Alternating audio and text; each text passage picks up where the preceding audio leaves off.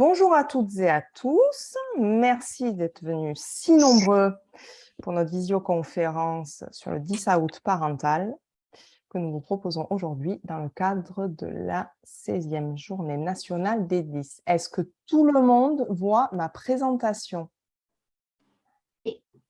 Oui, super, c'est parfait.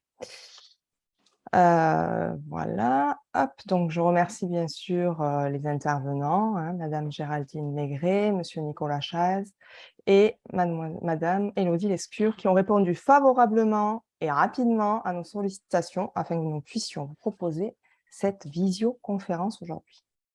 Alors, sont présents parmi nous aussi DMF34 avec Nadia Chebaïki, la présidente du 34. Par visio interposée, nous avons DMF44 aussi, avec Laurence Baudry, qui est la secrétaire de la fédération, mais qui est aussi présidente du 44. Et nous avons, j'ai vu passer là dans les connexions, normalement DMF91. Donc, je suis Vanessa Jalabert, la présidente de la Fédération Dyspraxique mais Fantastique, et je vais donc vous présenter notre fédération. Alors, notre fédération, c'est une association de familles. Donc, la Fédération Dyspraxique mais Fantastique existe depuis bientôt 20 ans. Donc, cette année, elle aura 20 ans déjà. Nous sommes présents sur l'ensemble du territoire national. Merci de couper vos micros, s'il vous plaît. Je ne sais pas s'ils m'entendent. Je disais, c'est une fédération qui est présente sur le territoire national. Nous avons plusieurs associations et plusieurs bénévoles sur divers départements. Notre objectif, c'est de faire connaître et reconnaître la dyspraxie et troubles associés. Nous accompagnons les familles, bien entendu, c'est notre priorité, les aider, les informer, les aider à comprendre le trouble de leur enfant. Et adultes aussi, parce que forcément, les enfants grandissent et on grandit avec la dyspraxie. Notre objectif, c'est aussi de former et informer les différents partenaires, les professionnels de l'éducation nationale, les professionnels de santé, autour de la dyspraxie. Nous aidons également à l'intégration professionnelle et sociale, important, et nous alertons les pouvoirs publics en fonction des dysfonctionnements que nous constatons. Voilà. Ils sont plus ou moins nombreux. Nous proposons des rencontres entre les familles, des conférences et des visioconférences comme aujourd'hui. Alors, dans les départements, les conférences se font majoritairement en présentiel et à la fédération, c'est plutôt en visio. Comme je vous disais, comme on est un petit peu dispatché sur tout le territoire, c'est pratique la visio. Nous effectuons des sensibilisations dans les établissements scolaires, dans les entreprises et nous représentons les dyspraxiques auprès des institutions. Voilà. Donc, ce matin, c'est Madame Maigret qui va venir nous parler du burn-out parental des parents d'enfants 10. Monsieur Chaz va nous parler, hop, j'ai perdu, excusez-moi, voilà, c'est là. Comment apaiser les dyspraxiques avec la sophrologie, Monsieur Chaz qui est orthophoniste et sophrologue, Madame Maigret qui est neuropsychologue. Et ensuite, nous aurons les bienfaits de la musicothérapie pour les 10, présentés par Madame Lescure qui est musicothérapeute, clinicienne. Voilà. Hop. Donc, comme je vous disais, bientôt 20 ans, 60 bénévoles quand même. Bon, nous en manque toujours, n'hésitez pas à nous rejoindre. Donc, n'hésitez pas. Donc, on a aidé environ 5000 familles. C'est difficile à quantifier parce qu'on a plusieurs bénévoles. Donc, de différentes façons, on les aide, bien sûr, que ce soit par appel téléphonique, en présentiel, lors des conférences, etc., etc. On a organisé une centaine d'événements aussi en 2021. Alors, quand je dis « on », c'est bien sûr pas que la fédération, c'est toutes les associations que nous avons sur le territoire et les bénévoles. Voilà, donc, hop, je vais avancer. Vous avez entendu? Voilà, hop, reprenons. Donc là, voilà. Et voilà. Ce n'est pas une grande présentation.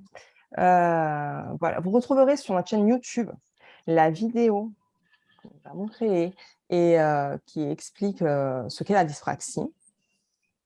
Bien entendu, vous pouvez faire des dons. N'hésitez pas à adhérer, à nous rejoindre donc en tant que bénévole. Lors de cette visioconférence, vous pouvez poser vos questions sur le chat. On va faire autant que faire se peut, vous répondre. Ce sera plus pratique pour tout le monde quand l'autre intervenant intervient, le précédent peut vous répondre, etc. Et suivant les questions, on peut vous répondre aussi, bien sûr. Voilà, donc normalement, le chat se trouve à votre droite, en bas à droite. Et je vais donner la parole à Madame Maigret pour le burn-out parental des parents d'enfants 10. Alors, merci beaucoup. Bon, déjà, je vais remettre en partage. Hop. Donc, pendant que je fais, voilà, je fais la mise au point, je vais me présenter. Voilà, tout le monde voit bien, je pense que c'est bon. Donc, Oui. merci Vanessa pour cette invitation et puis cette mobilisation. Donc, oui, je suis Nadine Maigret, je suis psychologue spécialisée en neuropsychologie, en libéral. Vas-y, excusez-moi. Oui, donc, voilà.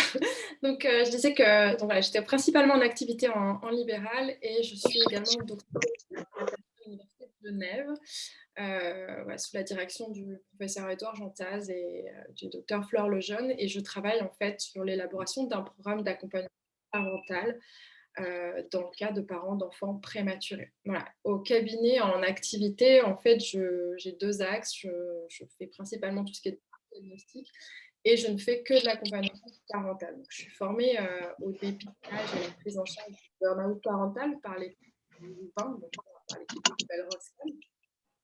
Je suis formée également à tout ce qui est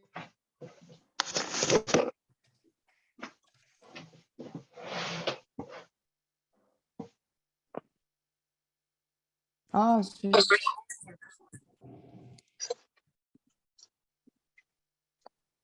On ne vous entend plus. J'essaie de réactiver le son. Vous m'entendez ou pas? Oui, là, c'est bon. Allez-y. Je ne sais plus du coup, je ne sais pas ce qui a été entendu ou pas. Donc voilà, en tout cas, je vous présente le burn-out parental et surtout le lien burn-out parental, trouble du neurodéveloppement au regard de ce que nous dit la recherche principalement. Alors, je vais ainsi tout. Ouais. Donc, petit rappel juste sur ce qu'on appelle donc les troubles du neurodéveloppement. Ce qu'on entend par troubles du neurodéveloppement, ça va être comprendre tout ce qui est troubles de la communication. Donc les troubles du langage, troubles de la phonation, troubles de la fluidité verbale, mais troubles de la communication sociale, donc ce qu'on appelle la pragmatique du langage, le trouble du spectre autistique, le trouble du déficit de l'attention et hyperactivité. Oui, j'ai oublié de préciser qu'au niveau activité en libéral, je n'ai à m'occuper que de situations de TDAH assez complexes, couplées avec des troubles d'opposition et de provocation. Trouble spécifique des apprentissages et le trouble développemental de la coordination, donc anciennement nommé dyspraxie. Alors, d'après la recherche, vous voyez, j'ai essayé de sortir des recherches assez... les parents d'enfants qui présentent des troubles du neurodéveloppement auraient des scores quand même quasiment de 5,5 fois plus élevés que des parents d'enfants ne présentant pas de troubles. On a un risque également présent, mais un petit peu moins élevé, si les parents déclarent présenter eux-mêmes un trouble. Et on a une différence aussi du niveau de stress qui va être lié au niveau d'études des parents. Le stress parental va réduire quasiment de moitié, 7% chez les parents qui présentent un niveau d'études supérieur. On sait que les parents d'enfants présentant des troubles du neurodéveloppement courent un risque accru de présenter un stress psychologique. C'est ce qu'on appelle un phénomène aussi bidirectionnel, c'est-à-dire que c'est principalement aussi sur ces axes-là que je travaille, c'est-à-dire que les comportements problématiques de l'enfant, quels qu'ils soient, vont entraîner... Excusez-moi, Madame Maigret, je vous coupe, pardon. On ne voit pas le PowerPoint défiler et comme je le connais, il me semble qu'il y avait d'autres diapos, non? Il est en partage. Hein. Ouais, là, je vois, enfin, je vois que la première diapo. Mais il y a un problème avec votre partage parce que normalement, il est en partage. Mince. Ouais, j'ai la première. Il est où? Je viens de vous le retirer. Vous le voyez là? Là, oui, là, on est sur la bonne page, je pense. On va le laisser comme ça. C'est plus simple à gérer, c'est un petit peu moins joli, mais c'est pas grave. C'est bon pour tout le monde. Donc, Ouais. c'est un phénomène bidirectionnel. C'est un peu la même chose que dans les troubles du comportement, c'est-à-dire que les problématiques de l'enfant vont prédire le stress, alors souvent stress maternel, mais le stress existe également chez les pères, hein, mais d'une façon traditionnelle, c'est vrai que c'est plus étudié chez la mère, mais le stress maternel ou le stress parental va également avoir un impact sur les comportements ou sur les problématiques de l'enfant. Donc c'est quelque chose qui s'alimente dans... Alors du coup, voilà. Alors, pour vous donner un petit exemple, c'est souvent le plus étudié quand même dans le cas des enfants qui présentent un TDA ou un TSA, donc un trouble du spectre autistique. Ce sont quand même ces parents qui obtiennent des scores de stress parental les plus élevés. On a des résultats qui sont assez similaires dans les cas des troubles des apprentissages ou troubles du langage. Et également la question des niveaux de quotient intellectuel et des problématiques émotionnelles et comportementales, donc les troubles comme les troubles d'opposition et de provocation, troubles des conduites, c'est également associé à des niveaux vraiment plus élevés au niveau du stress parental. Donc c'est quelque chose qu'on va retrouver quel que soit le trouble du neurodéveloppement ou une problématique émotionnelle, donc qui ne sera peut-être pas classée dans les troubles du neurodéveloppement, puisque le TOP et le trouble des conduites ne sont pas classifiés de la même façon. Alors, ce qui est très assez intéressant, c'est une étude, là j'ai pris une étude effectivement de l'équipe d'Isabelle Roskam et j'ai toujours du mal à prononcer le nom de sa collègue, alors je ne voudrais pas faire d'erreur, mais en tout cas c'est vraiment eux qui ont les plus grosses données sur vraiment le burn-out parental et c'est très intéressant puisqu'ils ont développé également un outil qui est ce qu'on appelle la balance entre les risques et les ressources et ça a permis vraiment de dégager quels étaient les facteurs qui avaient une part la plus importante ou la moins importante, la part de variance au niveau du burn-out parental. Alors contrairement à ce qu'on pourrait imaginer, ce que la littérature rapporte souvent, les facteurs sociodémographiques expliquent vraiment une très faible part de la variance du burn-out parental. Et le fait d'avoir un enfant présentant des problèmes de comportement, une maladie chronique ou un handicap, c'était légèrement associé à l'épuisement parental. Et in fine, les particularités de l'enfant expliquaient moins de 1% de la variance du burn-out parental. Alors c'est très intéressant, vous, ça vous paraît peut-être très étrange, mais en fait, quand on connaît le mécanisme du burn-out parental que je vais vous présenter après, et bien en fait, l'idée, c'est qu'il y a d'autres facteurs qui interviennent ou des vulnérabilités qui existent, préexistantes chez les parents, qui vont aussi contribuer à basculer ou pas dans un burn-out parental. Ce sont des modèles qui sont quand même multifactoriels. On peut pas, ce n'est pas une cause qui entraîne une conséquence. On a un certain nombre de facteurs qui viennent rentrer en interaction et qui entraînent, en tout cas qui vont être à la source d'un burn-out ou pas. Alors voilà, en fait, la question qu'on peut se poser, mais pourquoi certains parents vont faire des burn-out et d'autres alors qu'ils sont confrontés aux mêmes facteurs de stress? Et c'est quelque chose que moi, je peux constater en consultation pour quasiment les mêmes profils d'enfants, les mêmes profils de famille. J'ai des parents qui vont être complètement épuisés en burn-out et d'autres qui gèrent très très bien. Voilà. Mais il y a quelque chose quand même qui peut les distinguer après. D'où l'intérêt de bien connaître le sujet. Alors, le burn-out parental, c'est quand même quelque chose d'assez récent. Si vous regardez, vous avez l'occasion de voir un peu les vidéos de présentation d'Isabelle Roskam ou de lire un de ses livres, elle revient toujours sur quelque chose de très intéressant et qui fait grand débat encore aujourd'hui, c'est l'évolution de la place de l'enfant, au sein de la famille, au sein même de la société et du rôle de parents à travers l'histoire. On a quand même une évolution de la parentalité, des droits et des devoirs des parents, qui est, quand même assez extraordinaire. On a encore eu un épisode cette semaine, pour ceux qui ne l'ont pas vu, du Conseil de l'Europe qui interdit maintenant que les parents puissent dire à leur enfant file dans ta chambre, en mélangeant ça en plus avec la procédure du time out, où de toute évidence ils ne connaissent rien. Voilà, on a donc aussi dans notre société actuellement un idéal parental qui est très important, qui met la pression, qui est fortement enrichi par les réseaux sociaux et par aussi toutes ces vagues de parentalité positive. Il y en a toujours eu voilà, des vagues comme ça où on assène des ordres et des règles aux parents comme des dogmes, sans vraiment se préoccuper de réalisable. Donc aujourd'hui, être parent, c'est quand même un enjeu nouveau, un enjeu voilà, avec des pressions très importantes. Et on a quand même des parents qui sont perdus dans ce qu'ils ont le droit de faire, pas faire, et ce qu'ils font bien, toujours avec cette envie d'être un bon parent, puisque d'une façon ou l'autre, il n'y a pas de raison. Il y a quand même très peu de parents qui n'ont pas envie d'être bons parents. Voilà, ou d'être bienveillants. C'est pour ça que la notion de mentalité bienveillante, elle est toujours un peu récurrente. Donc vraiment, la notion de burn-out parental, elle est très récente et vraiment, elle découle de tous les travaux, et c'est énorme, qui a été fait par l'équipe d'Isabelle et de Moira. Voilà, donc c'est une adaptation, en fait, vous allez voir, mais je ne vais pas rentrer dans le détail, c'est vraiment, elles sont parties du questionnaire qui existe sur le burn-out professionnel, le questionnaire de Machla, et tout a été revu et réétudié en fonction de ces critères. Il faut savoir que la prévalence alors j'ai mis la France et la Belgique, parce que c'était ceux où j'avais le plus d'informations, est entre 2 à 12%.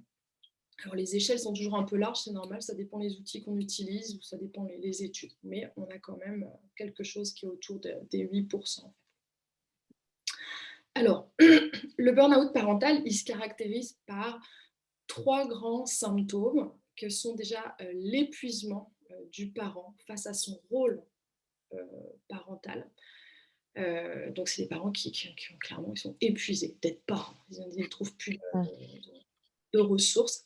On a quelque chose qui est très difficile aussi, c'est la perte de plaisir. On ne trouve plus de plaisir à s'occuper de son enfant, à passer du temps avec lui.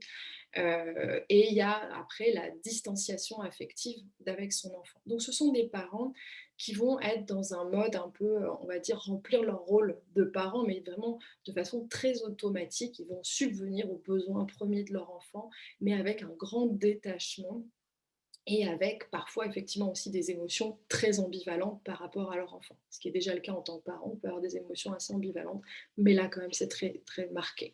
Et des parents, moi, qui sont capables de me dire, mais là en fait j'ai même plus envie d'être à table avec lui, je ne peux plus le supporter, quoi. Et il y a quelque chose qui est très important aussi dans le burn-out parental, et ça on oublie, c'est ce qu'on appelle le contraste. C'est-à-dire que les parents vont nous dire, mais en fait, ça ne correspond pas aux parents que j'étais il y a 3, 6 mois. C'est très important parce que c'est très différent pour nous en consultation entre un parent qui a toujours été comme ça, hein, ça arrive, hein, et un parent qui dit mais en fait moi j'étais pas comme ça et c'est pas le parent que je veux être, quoi. Donc il y a vraiment ce côté où les parents ne se reconnaissent pas non plus dans leurs attitudes. Donc je précise qu'il y a une échelle, il y a un certain nombre de symptômes et il y a ce qu'on appelle des cut-offs, donc il y a des niveaux où on voit si les parents sont à risque léger, modéré ou s'ils sont complètement en burn-out. Voilà. Donc voilà, c'est vraiment l'épuisement dans le rôle de parent, il va se manifester sur différents plans. Il peut se manifester au niveau émotionnel. Vraiment, ils n'en peuvent plus, hein. Les parents se plaignent aussi, et on le voit en consultation, nous, d'avoir vraiment au niveau cognitif des difficultés pour réfléchir, pour mettre du sens sur ce qu'ils font, sur s'organiser dans leur quotidien, dans leurs tâches, hein, de parents. Parfois, ça peut avoir aussi la composante professionnelle donc, qui va se rajouter. Et également la composante physique. Donc, ce sont des parents qui sont épuisés. Donc vraiment, la perte de plaisir dans le rôle de parent, donc on n'a plus envie de passer du temps avec son enfant, c'est tout, voire on l'évite. Et la distanciation affective, c'est vraiment, on n'a plus d'investissement dans la relation. C'est juste, on fait ce qui est à faire, et on n'a plus d'attention, sur ce que vit ou sur ce que ressent l'enfant. C'est-à-dire qu'on n'a même plus, on prend même plus le temps d'écouter ce que l'enfant, a à raconter de sa journée, quoi ça. Juste on fait à manger, hop, tu vas te coucher, hop, hop, hop, on fait les trucs, de base. Et ce contraste qui est vraiment, vraiment très important, des parents qui sont dans la culpabilité et dans la honte de ce qu'ils sont devenus ou de ce qu'ils sont en train de devenir. Alors voilà, en fait, le burn-out, il faut savoir que le burn-out, c'est quelque chose qui est de la famille du stress. C'est un trouble qui est de la famille du stress. Et comme que ce soit un burn-out professionnel ou parental, c'est un état de stress chronique. C'est quelque chose qui s'inscrit dans la durée et qui progressivement en fait, va déséquilibrer. Donc vous voyez, j'ai repris le schéma d'Isabelle et de Moira sur les fameux stresseurs, donc les facteurs de risque, et les ressources, donc les facteurs de protection. Donc ça, c'est un schéma qu'on utilise en consultation, puisqu'on a effectivement le fameux questionnaire balance qu'on fait faire aux parents, et on leur fait une petite représentation comme ça avec ce qu'ils nous ont rempli pour mettre quels sont les stresseurs. Alors les stresseurs, ça va être quoi? Alors c'est un schéma qui est valable pour tout parent, hein, je le précise, hein, vraiment. Donc les stresseurs, ça va être tout. Donc effectivement, bah, on va avoir, nous, par rapport à la présentation de ce matin, la question d'avoir un enfant qui a un trouble du neurodéveloppement ou une maladie. Parmi les facteurs de stress aussi, on a le fait d'être un parent très perfectionniste ou d'avoir des difficultés soi-même à gérer son stress, d'être désorganisé ou de manquer de soutien conjugal. Bon, bref, tout ce qui va revenir mettre du poids dans la balance. Et d'autre côté, normalement, on aimerait avoir assez de ressources. Alors, ce qu'on appelle ressources, ce n'est pas uniquement des ressources financières, hein, c'est juste des facteurs qui vont venir contrebalancer. Donc, de l'aide de l'extérieur, de ses pairs, de sa famille, pouvoir compter sur son conjoint. La question de la coparentalité et également de la cohérence parentale est très importante. Avoir soi-même en tant qu'individu de bonnes compétences émotionnelles, d'accepter ses limites et celles de son enfant dans le cas où il y a un trouble. Donc voilà, il y a tout un ensemble de choses qui va venir et qu'on doit travailler avec les parents pour arriver à les faire sortir du burn-out. Alors c'est là où effectivement on a des facteurs parfois qu'on oublie un petit peu, qui sont un petit peu les mêmes qu'on va retrouver dans les troubles du comportement d'ailleurs. On va avoir un certain nombre de facteurs qui peuvent intervenir, faire que certains parents vont basculer dans le burn-out, d'autres non. Donc déjà, on va avoir des facteurs sociodémographiques. Donc on sait que selon l'âge des parents ou l'âge de l'enfant et la taille de la fratrie et l'environnement d'une façon plutôt démographique, on va avoir des choses qui vont venir influer sur le burn-out. On va avoir des facteurs situationnels. Est-ce que c'est un enfant adopté? Est-ce que c'est un enfant où également il y a eu, ça a été un enfant très attentu, avec des filles, des choses comme ça, très investies par la suite. La question aussi parfois des enfants avec des familles d'accueil. Il y a plein de choses situationnelles. Okay, mais ce qui va nous intéresser en particulier, ce sont les facteurs qui sont dispositionnels de l'enfant, donc qui sont propres à l'enfant, sur lesquels vous n'avez pas pousser la petite barre, voilà. D'impact, c'est-à-dire des traits de personnalité, la question du tempérament, on n'en parle pas beaucoup, mais avant même de parler de troubles aussi, on peut parler de tempérament, la présence d'une maladie ou d'un trouble du neurodéveloppement ou d'un handicap. Donc ça, c'est les facteurs de l'enfant. Bon, c'est comme ça. Et surtout, ça c'est très intéressant, dans les études qui ont été menées, il y a les facteurs des parentaux, les facteurs dispositionnels du parent. Dans les études qui ont été menées sur la personnalité, donc à l'aide du Big Five, qui est un questionnaire et un modèle qu'on utilise en psychologie, on voit qu'il y a des profils de personnalité, donc principalement voilà, des parents avec un haut niveau de névrosisme, très désorganisés ou des faible agréabilité, c'est-à-dire des parents qui ne sont pas spécialement chaleureux, sensibles aux besoins de leurs parents. Ça peut constituer voilà, des facteurs. La question du perfectionnisme parental qu'on retrouve fréquemment, des parents qui ont un haut niveau d'attente envers eux-mêmes, hein, et envers l'enfant, envers leur travail, envers tout ça. Des questions du profil d'attachement dont on parle aussi beaucoup et parfois mal, mais effectivement des personnalités en tant que parents assez eux-mêmes insécures, donc qui ont du mal effectivement à répondre aux besoins de leur enfant. et aussi la question des compétences émotionnelles de l'adulte. Donc on a quand même des facteurs qui vont être présents chez certains parents qui vont être plus à risque, on va dire, qui vont moins permettre une bonne résilience et d'affronter les particularités de leur enfant. Voilà. Ça vraiment, on le voit vraiment très bien en consultation, c'est flagrant, quoi. Voilà. On va aussi avoir d'autres facteurs. On va avoir, alors moi, voilà, moi je travaille principalement sur les pratiques parentales.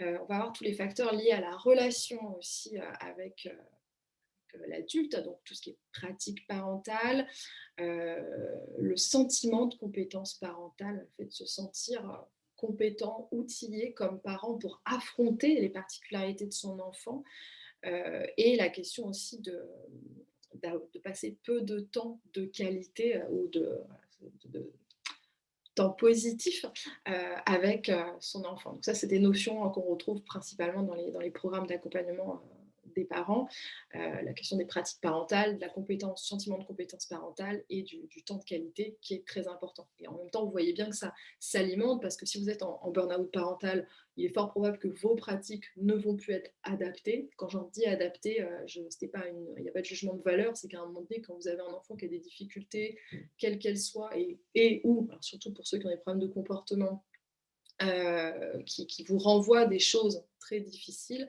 à un moment donné, en tant que parent, vous êtes tellement épuisé que vous n'allez plus répondre comme il faudrait. Voilà. Donc après, le problème, c'est que c'est quelque chose qui s'installe et qui peut se renforcer.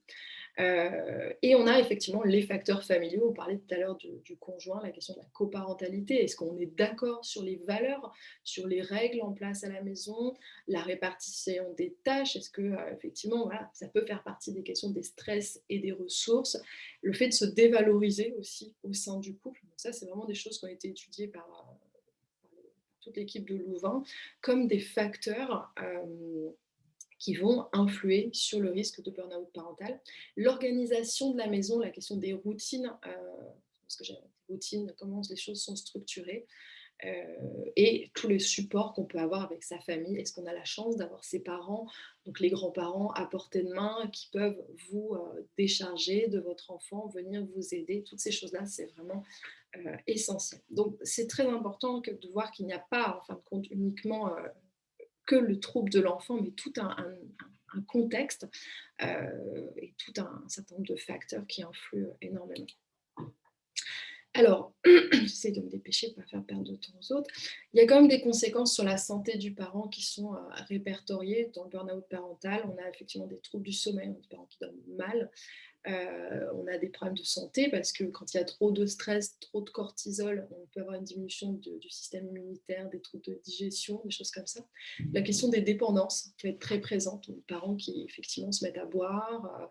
On a des dépendances au jeu, au travail. On a des gens qui qui rentrent plus chez eux, qui travaillent. La question de l'irritabilité et de la colère. Alors, évidemment, ça, c'est quelque chose de normal, j'ai envie de dire, mais ça va être d'autant plus important si initialement, comme je viens de le présenter avant, les parents ont déjà du mal à réguler leurs émotions. On a des parents qui clairement pètent des plombs.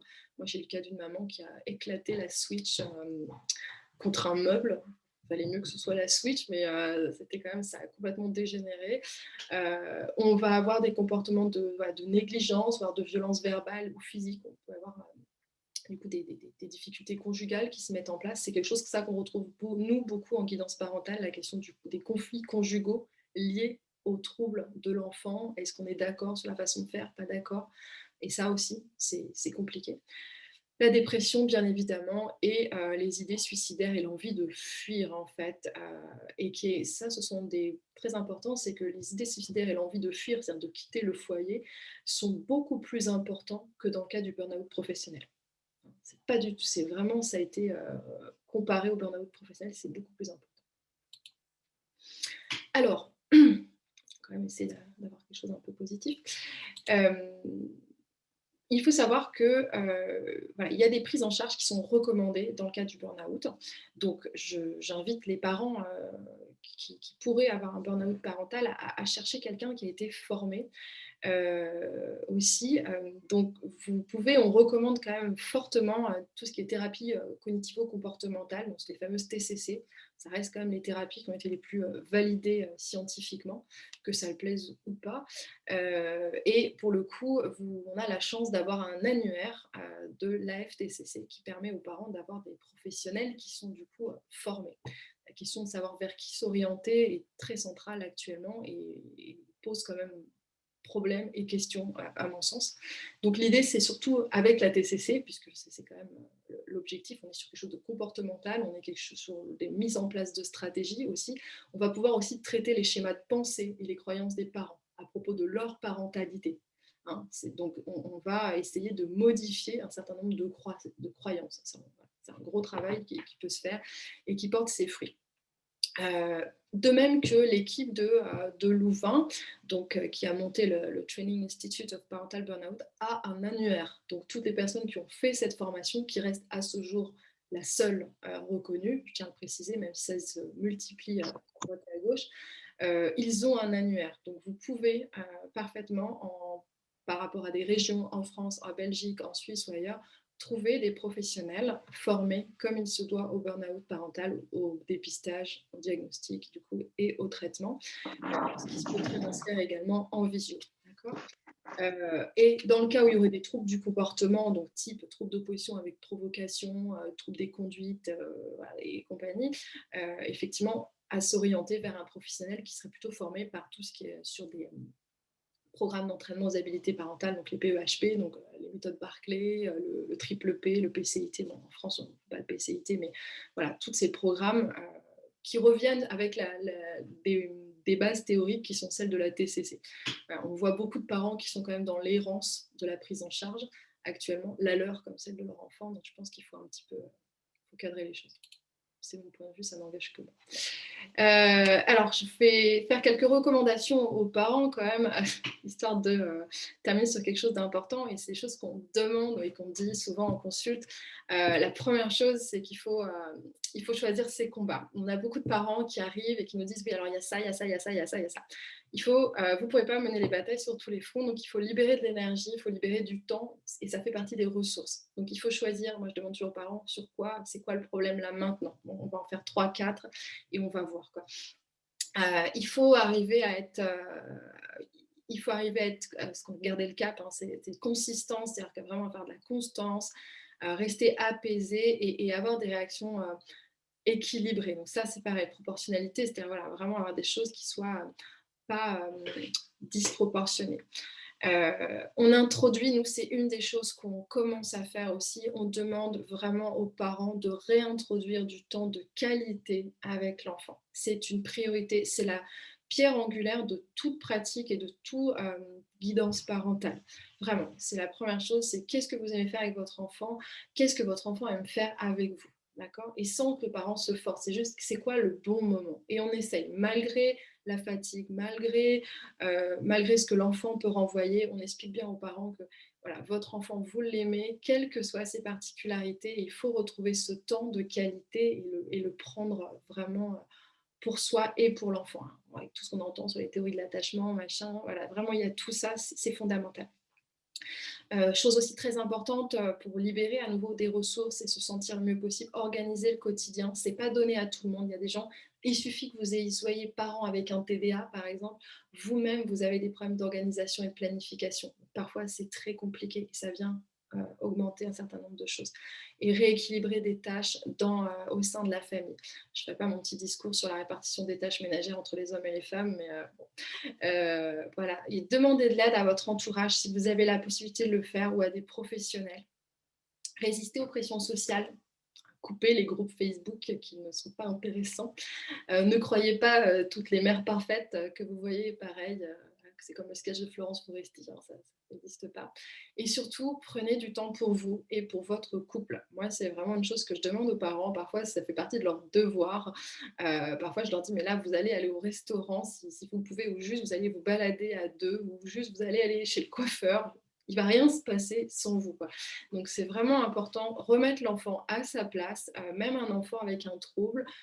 Il faut, autant que possible, il ne faut pas que toute la famille, tout le couple, tout tourne autour. Vous avez besoin de, voilà, les parents ont besoin de se ressourcer, ont besoin de, comme tout parent, mais encore plus. Donc, et n'hésitez pas à demander de l'aide. C'est quelque chose qu'on trouve aussi fréquemment, la peur, la honte du parent d'aller demander de l'aide et de dire qu'il ne va pas bien, parce qu'il a le sentiment d'un seul coup d'être jugé et d'être peut-être un mauvais parent. Mais non. Alors, ma petite conclusion, elle est aussi importante parce que je ne voulais pas tout mettre sur les troubles du neurodéveloppement. Donc, effectivement, avoir un enfant porteur d'un handicap, ça a un impact. Mais ça ne reste pas un facteur en soi, d'accord? Donc, tout va dépendre du handicap, de la nature du trouble, de la sévérité du trouble. Pour certains troubles, on a des degrés de sévérité et d'intensité, hein, du coup. Donc, il va y avoir, voilà, tous ces facteurs et ceux que je vous ai présentés avant qui vont déterminer.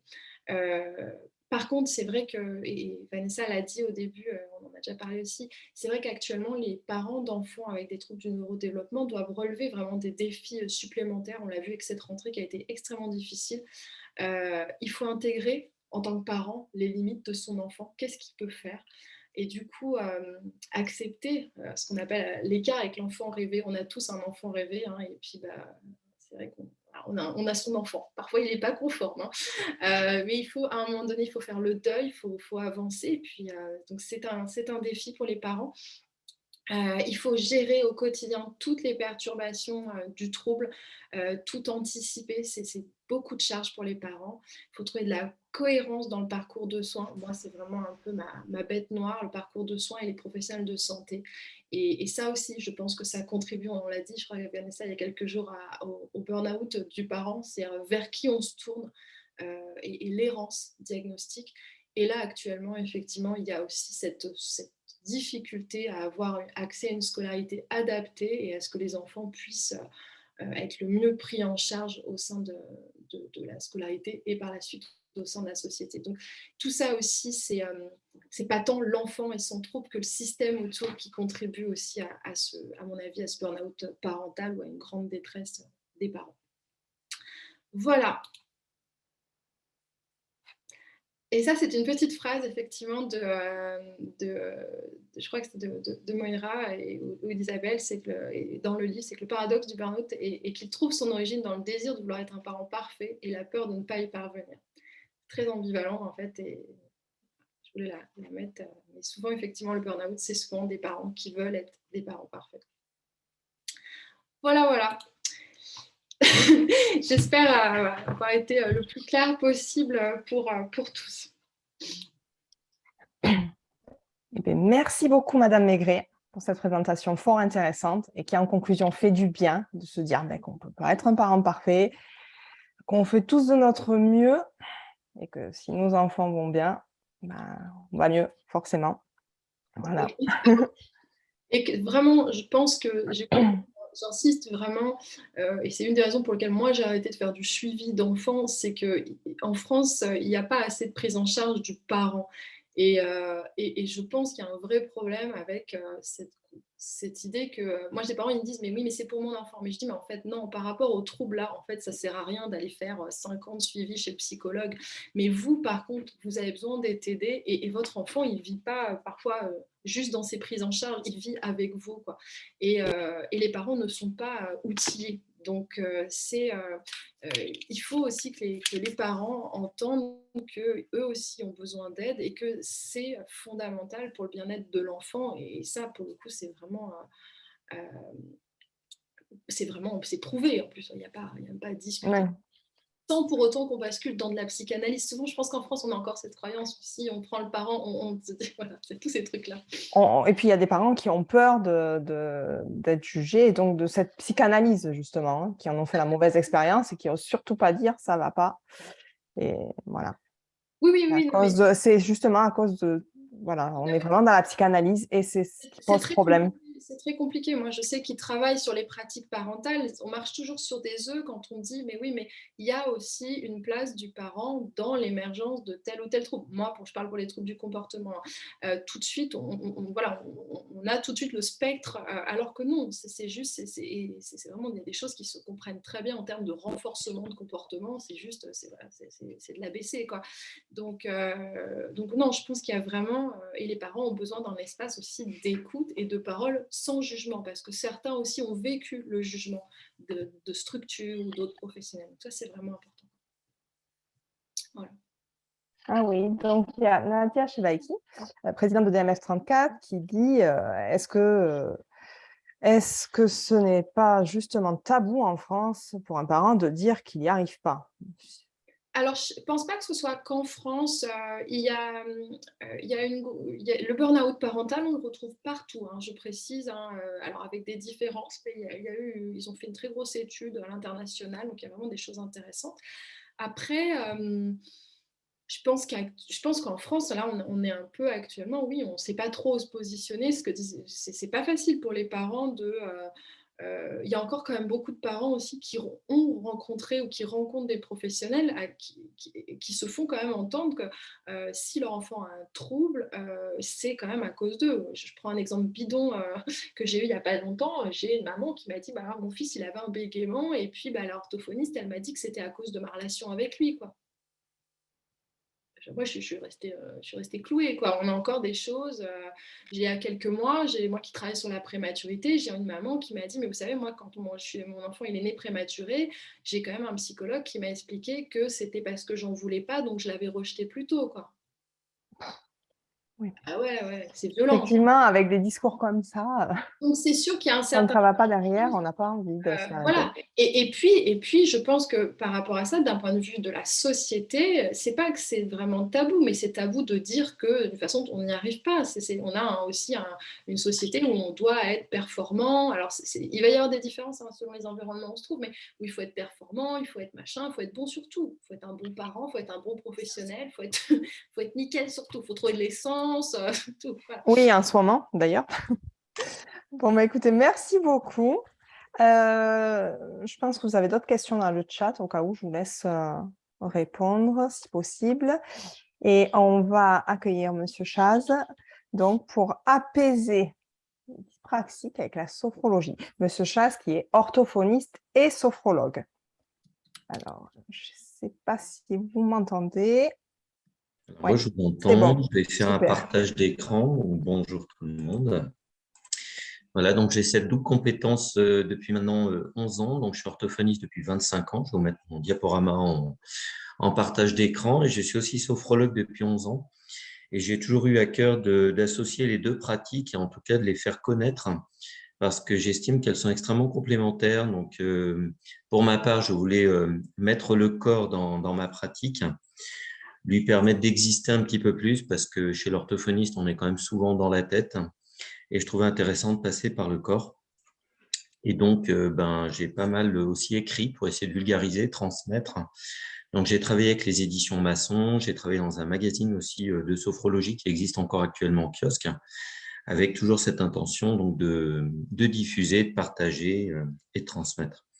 Je vous mets mon diaporama en partage. 2 secondes.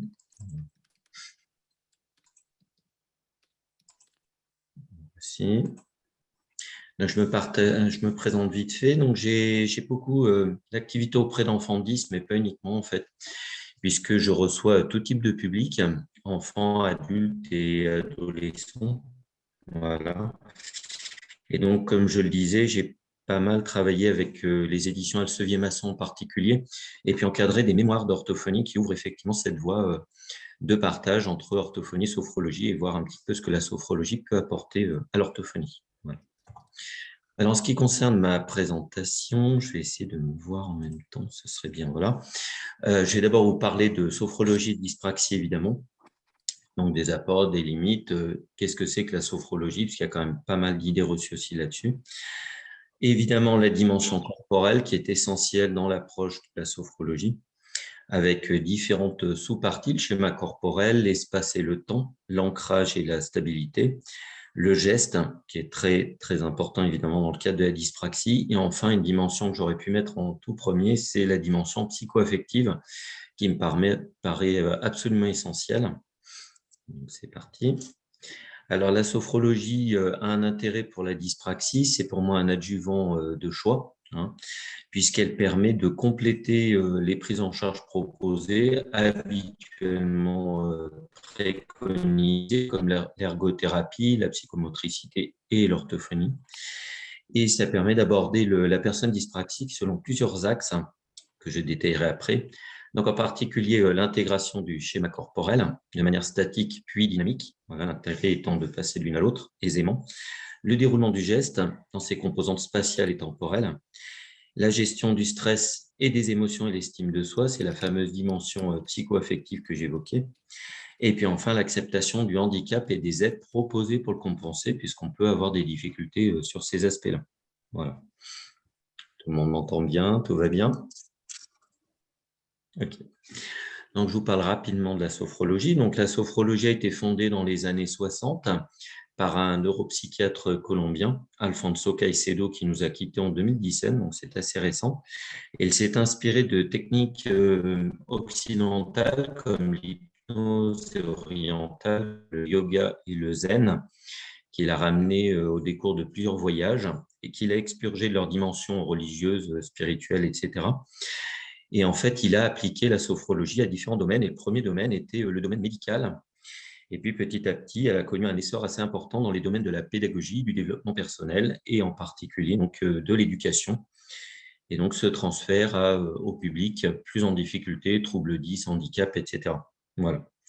Donc, on a tendance à penser que la sophrologie est une méthode uniquement de relaxation, pas seulement, puisqu'elle est globale et complète et elle associe donc l'ensemble des techniques que j'ai évoquées. Elle se décompose en 4 degrés principaux et elle agit à la fois sur le corps et sur le mental. Voilà l'intérêt. Elle fait appel à plusieurs choses qui sont, elles, plus connues, comme la respiration, la décontraction musculaire, l'imagerie mentale, la visualisation. Et bien sûr, son objectif est de retrouver un état de bien-être corporel et mental et d'activer le potentiel de l'individu pour affronter un petit peu mieux tous les défis de son quotidien, mais aussi dans sa vie scolaire, professionnelle, etc. Donc, la pratique de la sophrologie suit une progression précise qui est spécifiquement adaptée aux enfants, en particulier aux enfants 10.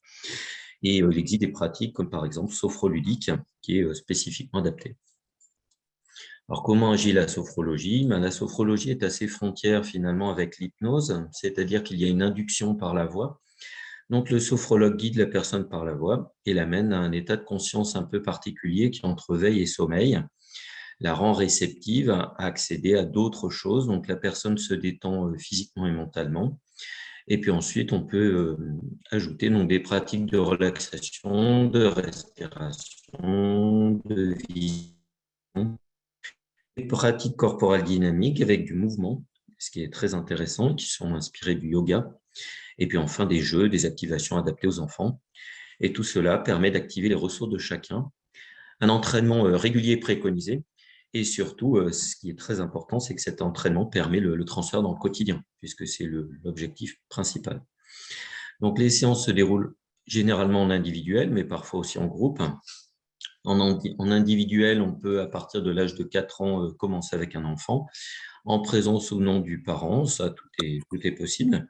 Et puis, on peut proposer des groupes ou des ateliers thématiques, ce que personnellement, je propose à des enfants en difficulté.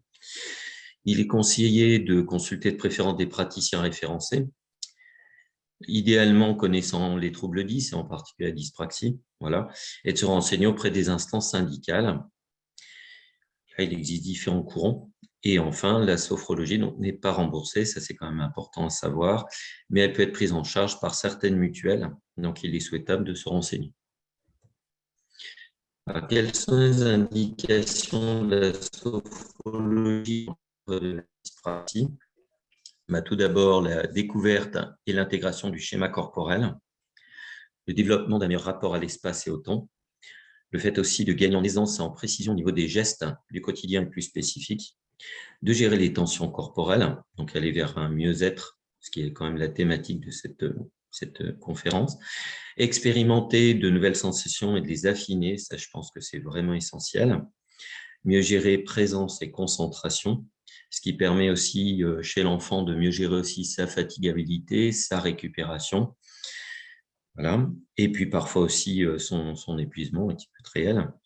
Elle permet aussi d'apprendre à garder son calme et à gérer en particulier ses émotions, parce que l'enfant peut passer par des émotions assez compliquées. Et puis aussi, elle permet de mieux accepter ses difficultés et les aides qui sont proposées. Et bien sûr, l'objectif final, c'est de devenir plus autonome et confiant. Voilà. Il n'y a pas à proprement parler de limite à la sophrologie. Alors, il est évidemment important que le professionnel qui pratique la sophrologie connaisse à minima les troubles, qu'il soit informé. Voilà. Ce qui peut aussi parfois impacter la prise en charge, c'est le manque d'assiduité ou d'implication. La sophrologie est une thérapie brève, c'est-à-dire qu'on n'a pas besoin de se lancer dans une multitude de séances.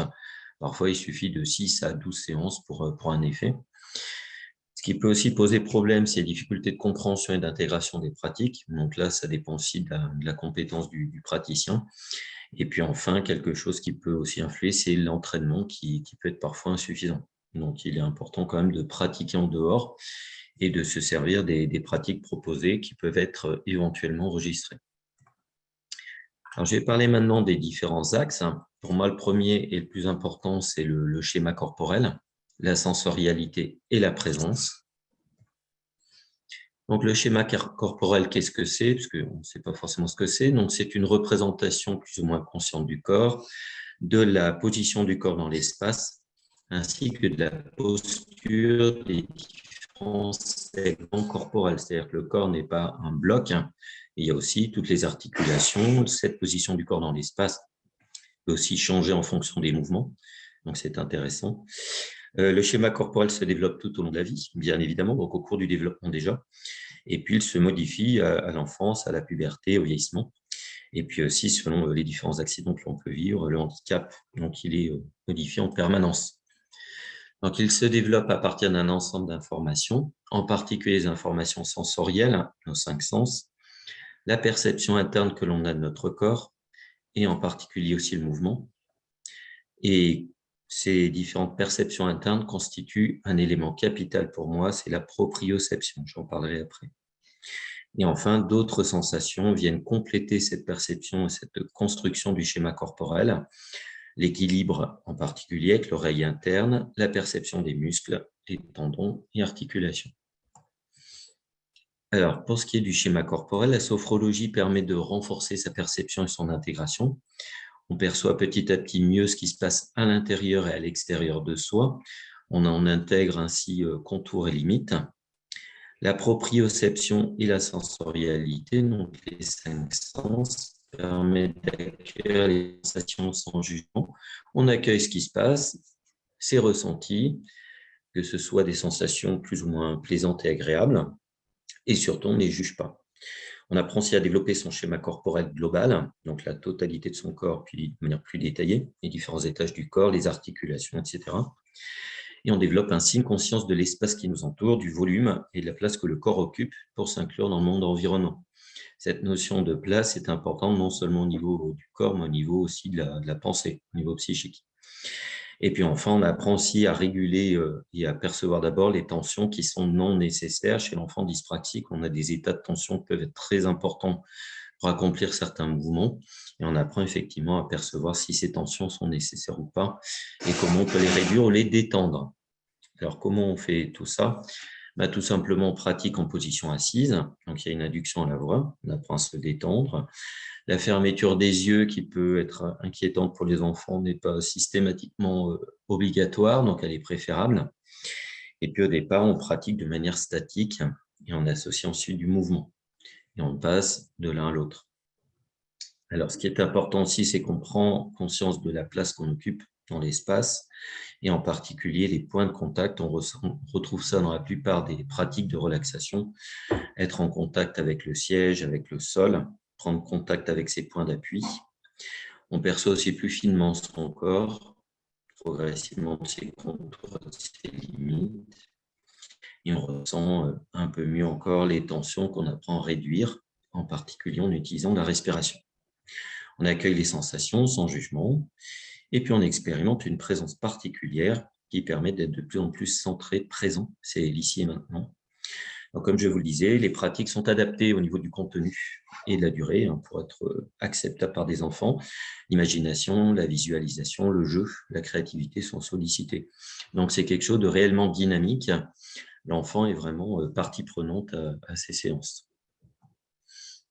Alors ensuite, la sophrologie permet d'aborder la motricité sensorielle, qui est absolument capitale.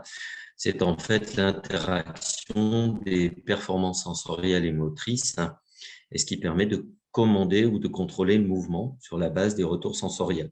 Donc pour être plus clair, à partir du moment où vous affinez vos perceptions sensorielles, vous avez un retour de ces sensations qui est augmenté et vous améliorez forcément le geste, la motricité, puisque vous recevez beaucoup plus d'informations de l'environnement. Donc, c'est très important de développer cette perception et de l'affiner. Les personnes qui souffrent de troubles sensorimoteurs ont souvent des difficultés à automatiser certains gestes et acquérir de l'autonomie. Dans le quotidien, il y a des apprentissages et le fait de développer cette sensorialité leur permet d'améliorer aussi leur motricité. Voilà, à relativiser bien sûr, mais ça a un impact. Cela permet effectivement d'ajuster le tonus, la posture, mais aussi les mouvements et les gestes plus fins. Alors, comment on améliore ça? Tout simplement, on propose aux enfants des pratiques autour des 5 sens. Donc, on leur apprend à percevoir certaines odeurs, certaines sensations tactiles, auditives, et on leur apprend tout simplement à développer leur présence pour que ces sensations les impactent beaucoup plus. Donc, on peut effectivement pratiquer les yeux fermés, on peut faire des jeux comme Colin Maillard. On découvre, on redécouvre certaines sensations, on les identifie, on les nomme, on peut les symboliser et on améliore petit à petit leur niveau de perception. Alors, ça peut influer sur la précision motrice, la qualité des gestes. Et comme je vous le disais, la proprioception est essentielle. C'est pour ça qu'on demande de fermer les yeux, puisqu'à partir du moment où on a les yeux fermés, on est beaucoup plus centré sur ces sensations et ça permet d'affiner. Voilà. Donc, on pratique au départ de manière statique, puis assez rapidement de manière dynamique, surtout avec des enfants. Et puis, on s'amuse aussi à développer des contrastes. Par exemple, certaines pratiques sont réalisées très rapidement, puis de plus en plus doucement. Et plus on va doucement, plus on ressent. Alors après, on aborde un point qui est capital aussi, c'est l'espace et le temps, le séquentiel et la planification. C'est-à-dire que petit à petit, par la pratique de la sophrologie, on apprend à incorporer, à ressentir le temps et l'espace. Donc, on intègre sa place dans le monde environnant. On prend aussi conscience de son contact, du poids du corps et de la pesanteur, parce qu'on a beaucoup d'enfants qui ont des maladresses, parce qu'effectivement, ils n'anticipent pas la régulation du tonus, de leur équilibre, du geste lui-même. Et plus on développe ce contact et ce poids du corps, plus on améliore ce tonus, sa posture, et on s'ajuste à l'environnement. Le mouvement crée la dynamique, ça c'est très intéressant aussi. Il y a des pratiques où on bouge dans l'espace et ça permet de développer d'autres choses. Donc on apprend tout simplement à bouger sans perdre l'équilibre, parfois aussi même les yeux fermés, les yeux ouverts. Et ça permet de développer toute cette proprioception que j'évoquais. Et puis enfin, on aborde la dimension rythmique du mouvement. Par exemple, on peut s'amuser à décomposer des mouvements au départ complètement désordonnés. On s'amuse à les décomposer sous la forme d'étapes qu'on va accélérer progressivement. Et enfin, on découvre que le mouvement, en fait, est une succession de mouvements, d'étapes en tout cas, qui tendent vers un objectif. Et on apprend à devenir de plus en plus rapide et précis. Et par la répétition, on perçoit des régularités, c'est-à-dire qu'on s'aperçoit que pour attraper par exemple un verre, le mouvement est assez souvent identique, on anticipe, on vise le verre, on sait qu'on va étendre le bras dans telle direction, qu'il va avoir telle intensité, qu'on va mobiliser telle articulation, et on va développer des régularités pour ce mouvement en particulier. Donc au niveau du comment, on varie aussi la place occupée par l'enfant, donc on peut lui faire expérimenter sa place dans l'espace. Donc, il peut très bien découvrir que selon l'espace qu'il prend dans la pièce, son point de vue est différent. On modifie aussi sa position. On ressent et on exprime ce qui est différent dans son corps et on expérimente en statique ou en dynamique, plus ou moins rapidement. Donc, le mouvement, le geste interviennent dans leur déroulement spatial et temporel et on vient en geste quand même assez rapidement. Et le contact et le poids du corps, la sensation de pesanteur s'affinent. Et on voit que les points d'appui sont plus précis. Et on développe une chose qui, après, va intervenir et qui est elle aussi importante, c'est la présence et l'ancrage. Et par le jeu, donc l'enfant expérimente l'espace, pratique différents mouvements et rythmes et trouve celui qui lui convient. Alors ça aussi, c'est important. L'enfant finit par découvrir ses propres rythmes. C'est-à-dire qu'il est constamment dans l'injonction de faire les choses plus ou moins rapidement, selon des injonctions pédagogiques à la maison, etc. Et va découvrir qu'en trouvant son propre rythme et sa propre dynamique, il arrivera à réaliser le geste d'une manière peut-être différente et plus ajustée pour lui. Alors, j'en viens au point numéro 3, qui pour moi est vraiment important aussi, c'est celui de l'ancrage, l'enracinement, la statique et la stabilité. Alors, l'ancrage ou l'enracinement, ça favorise tout simplement l'assise, la solidité. Alors, c'est quoi? C'est tout simplement être bien à plat sur ses pieds, bien en appui, pour pouvoir après se déployer. C'est très, très important au niveau physique, mais aussi intérieur, parce que ça permet de développer aussi une zone de confiance et un pôle de sécurité. Ça permet de se déployer après physiquement et mentalement. L'enfant, tout simplement, apprend à percevoir les points de contact, d'appui, la pesanteur, c'est-à-dire le poids de son corps, que ce soit en position assise, en position debout ou en dynamique, ou en passant de l'un à l'autre. Voilà. Il va s'apercevoir aussi que tout cela dépend de sa statique corporelle. Si l'enfant est par exemple tendu et crispé, le maintien de l'équilibre sera beaucoup plus difficile, par exemple. Et il va apprendre tout simplement à changer de position et à rester effectivement avec un tonus qui soit adapté en équilibre.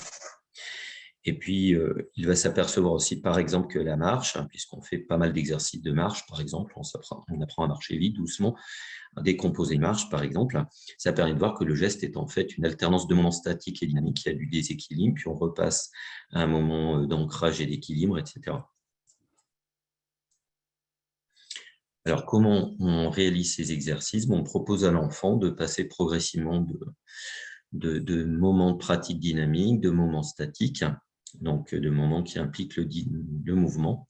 Et on lui montre qu'il est important d'être dans ses pieds, qu'il doit être ancré pour gérer les temps de déséquilibre, qu'il doit accepter qu'il y ait une certaine sécurité, une assise qu'il va retrouver par la suite. Donc, comme je le disais, on propose des marches, par exemple percussives, des pratiques avec des visualisations. On peut s'imaginer, par exemple, être un arbre qui plante profondément ses racines dans le sol. Et cette assise est essentielle, non seulement à la maison, mais aussi en classe, pour être présent, pour être concentré. Et on puise en soi, dans ses racines, des ressources, des outils nécessaires, et on développe un sentiment de sécurité, de solidité intérieure.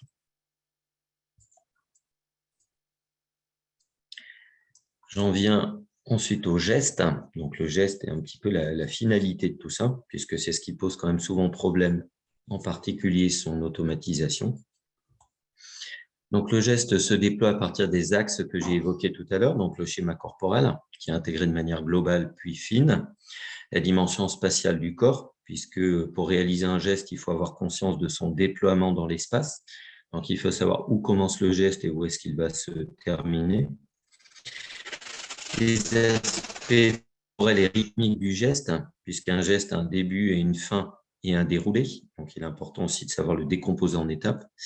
Et puis enfin, donc l'ancrage, la statique corporelle qui constitue une base, la régulation du tonus, puisque le geste demande une régulation tonique. Il y a des moments où je suis tendu, des moments où je suis détendu, je dois passer de l'un à l'autre aisément. La planification, puisque le geste demande une planification, il faut que j'anticipe sur mon geste. Je vise par exemple l'objet que je veux atteindre et je sais à quelle distance il se trouve. Et il y a cette dimension si importante qui est l'intentionnalité, c'est-à-dire que pour réaliser un geste, il faut que j'ai l'intention d'atteindre une cible, de la toucher et de l'atteindre. Donc, comme je le disais, on commence par des gestes libres qui n'ont pas de vocation utilitaire. Donc, on s'amuse un petit peu à réaliser des gestes dans l'espace, plus ou moins vite et fluide. On peut faire carrément des arrêts sur image et on apprend à faire les choses dans un espace restreint, puis de plus en plus élargi pour essayer de déployer un petit peu les limites de son corps. On essaie d'aller plus loin dans l'espace. Et puis ensuite, on peut aborder des gestes plus fonctionnels ou spécifiques comme saisir, lancer, écrire. Et on décompose et associe leurs différentes composantes. Donc, comme je vous le disais, on les réalise sous forme de séquences, comme au ralenti. On peut s'arrêter d'un coup et puis on peut s'amuser à les réaliser de plus en plus vite. Donc, on joue, on fait semblant, on fait beaucoup de choses différentes qui permettent à l'enfant de se les approprier.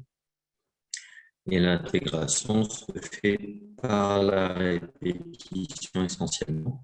Et comme je vous le disais tout à l'heure, on pratique les yeux ouverts, les yeux fermés pour développer la proprioception. On apprend à gérer le changement, le ressenti, tension, décontraction, le mouvement. Et on associe tout ça à des mots, des images, pour y mettre du sens, du symbolique. L'automatisation et la précision, la fluidité des gestes sont recherchés et les gestes finaux ont une utilité fonctionnelle. Voilà. Et je parle maintenant de la dimension psycho-affective. Donc, cette dimension concerne la gestion du stress et des émotions. J'aurais pu la mettre effectivement en premier. Le vécu et l'acceptation du handicap et des moyens de compensation qui peuvent poser nettement problème. Et le principe est de développer ressources et qualités personnelles. La dimension corporelle du handicap ne doit pas masquer la dimension psycho-affective, parce que c'est vrai que les enfants ont beaucoup de suivis, qui sont des suivis de compensation, l'orthophonie, l'ergothérapie, etc. Mais c'est vrai qu'aussi, on peut passer un petit peu à côté de la dimension psycho-affective qui est essentielle. On a parlé tout à l'heure de burn-out parental, mais les enfants peuvent être aussi eux-mêmes dans une forme de burn-out avec une saturation des suivis, des prises en charge et des sollicitations. Tout cela influe directement sur l'efficacité des aides qui sont proposées, et en particulier donc, le stress que vivent ces enfants avec de nombreuses injonctions, une anxiété de performance, ça favorise l'épuisement physique et mental. Donc parfois, on a des problèmes de reconnaissance de la dyspraxie, je dirais parfois, mais même très souvent, qui sont liés à une reconnaissance insuffisante, une méconnaissance aussi de la dyspraxie. Donc des diagnostics tardifs, une errance thérapeutique, c'est souvent une pathologie qui n'est pas connue et les personnes ont du mal à se représenter ce que vit une personne dyspraxique. Et puis, c'est carrément souvent un handicap invisible, puisqu'on pense que l'enfant compense, qu'il se débrouille et finalement, ça va très bien comme ça. À ça s'ajoute l'anxiété de performance, puisque l'enfant a quand même envie de réussir et de faire comme les autres. Donc, les aides sont parfois tardives ou inadaptées, ce qui peut surhandicaper l'enfant. Ça l'épuise, ça peut le décourager. L'enfant est souvent aussi soumis à des répétitions de mise en échec. Donc, au bout d'un moment, tout ce qui est confiance en soi, estime de soi est un petit peu impacté quand même. Il a aussi du mal à vivre sa différence, à accepter aussi le fait de ne pas faire comme les autres. Il a du mal aussi à accepter le regard qui est porté sur ses incapacités et ses difficultés. Et puis, il a du mal aussi à accepter parfois les aides humaines ou techniques qui rendent visible ou accentuent ou stigmatisent sa différence. Donc, chez les plus grands, en particulier chez les adolescents, on a par exemple le refus de l'ordinateur ou ce genre d'aide, parce qu'effectivement, ça rend visible leurs difficultés. Donc, ce sont autant de situations qui altèrent confiance en soi et estime de soi. Alors, comment on peut pratiquer avec l'enfant? On peut tout simplement l'aider à accueillir et identifier les émotions chez soi, chez l'autre, ses manifestations physiques et émotionnelles. On peut lui apprendre aussi à les vivre pleinement, donc on peut les jouer, on peut travailler avec la respiration, le corps, le mouvement, la visualisation. Et on l'aide aussi à enrichir son répertoire émotionnel.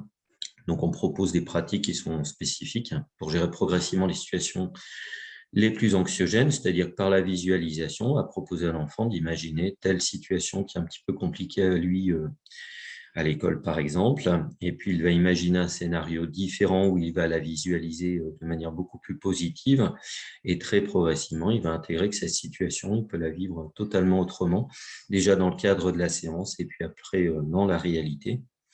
Il apprend à mieux gérer et atténuer le stress émotionnel lié aux situations d'échec, anxiété de performance qui est souvent présente, les corollaires physiques qu'on a déjà évoqués qui sont mal de tête, mal au ventre, donc toutes les somatisations. Les attitudes réelles, les enfants sont dans une forme de déni, voire d'évitement, ou qui refusent carrément les aides proposées, voire d'aller en classe. Les difficultés à accepter les compensations, et puis ce sentiment de dévalorisation et non d'estime de soi. Donc, je parle rapidement du vécu et de l'acceptation du handicap.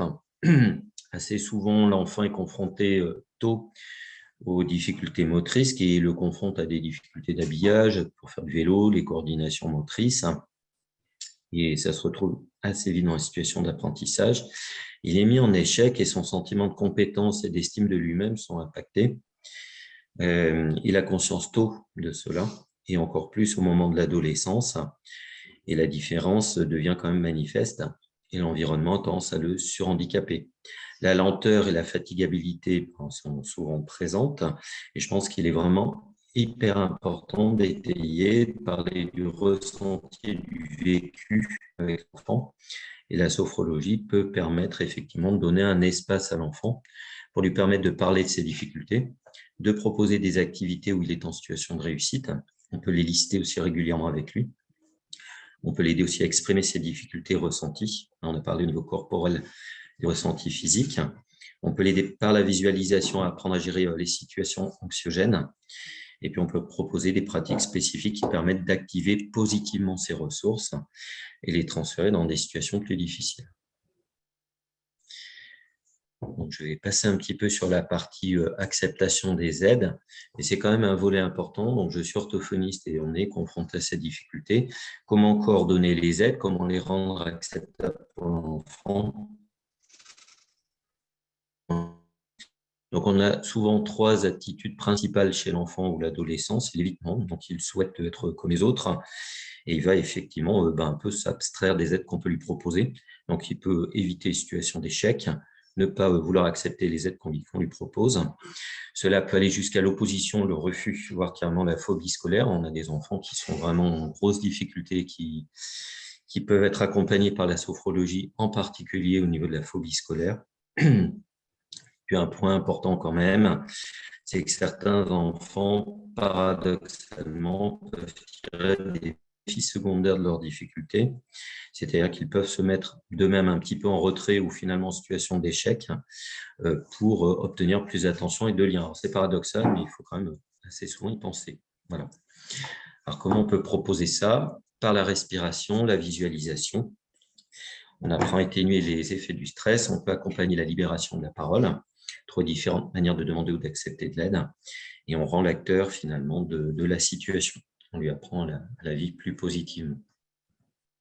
Donc, je vous rappelle vite fait les différents domaines abordés. Donc, d'abord, le schéma corporel, l'espace, le temps et le séquentiel, l'ancrage et l'enracinement, le déroulement et la précision des gestes avec leur dimension spatiale et temporelle, la planification motrice et enfin la dimension psycho-affective qui me semble absolument essentielle.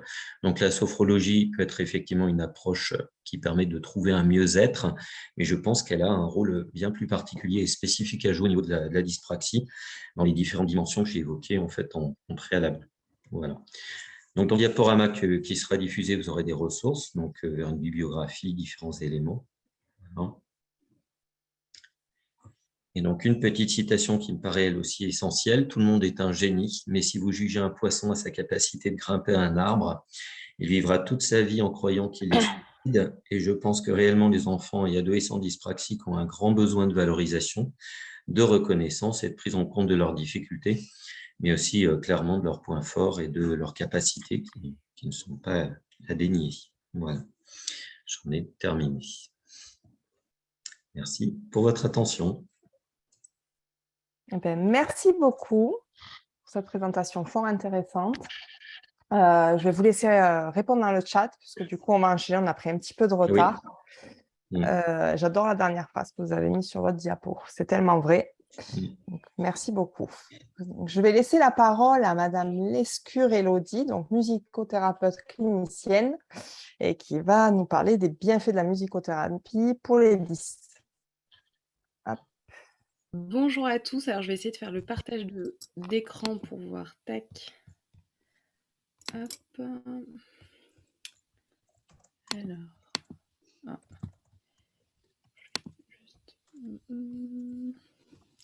Désolée, c'est la première fois que... Bah là, on le voit bien. Donc, ouais, je voulais le mettre en entier en fait. Ouais. Hop. En diapo. Ah, voilà, super. Tac. Voilà. Est-ce que là, vous voyez bien? C'est bon? Oui. Ok, super. Donc, je suis Élodie Lescure, je suis musicothérapeute clinicienne et neuromusicothérapeute dans la région Montpellier-Rennes. Et donc, je vais vous parler de la prise en charge des troubles 10 et plus particulièrement de la dyspraxie grâce à la musicothérapie. Donc la musicothérapie, qu'est-ce que c'est? C'est une méthode de soins qui vise à maintenir, améliorer ou rétablir la santé physique ou psychique d'une personne par le biais de la musique ou du sonore en règle générale. Pour vous compreniez un peu mieux, ah, il veut pas passer, ah, voilà. Euh, pour vous compreniez un petit peu mieux les liens de la musique et en fait sur quoi on se base en tout cas en musicothérapie, je voulais vous... Pardon, je vous coupe, on n'a pas la diapo suivante. Ah, Ça mince. défile pas. Ouais, ça, c'est les joies de, Ah ouais, c'est les les joies joies de la visio. Est-ce que là c'est bon ou pas? Non, on est toujours sur la première. Et là, toujours pas? Non. Alors, attendez, je vais le quitter, je vais le reprendre pour voir. On l'avait juste avant. Ah mince. Alors attendez. Hop. Tac. Hop.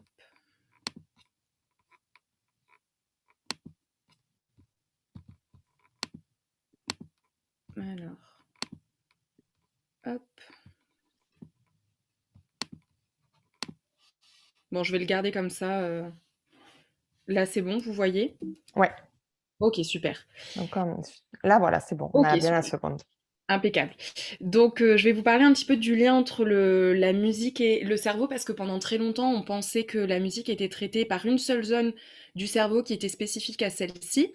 Et on s'est rendu compte, grâce aux nouveaux moyens de neuroimagerie, qu'en fait, la musique, elle résonnait dans plein de parties du cerveau différentes, notamment les parties qui traitent donc la mémoire, le langage, la motricité, les émotions, les fonctions exécutives, et ça c'est valable qu'on joue ou qu'on écoute de la musique. Donc on s'est rendu compte en fait que la musique, elle modifiait vraiment notre cerveau, y compris au niveau neuronal. On a des nouvelles connexions qui se forment.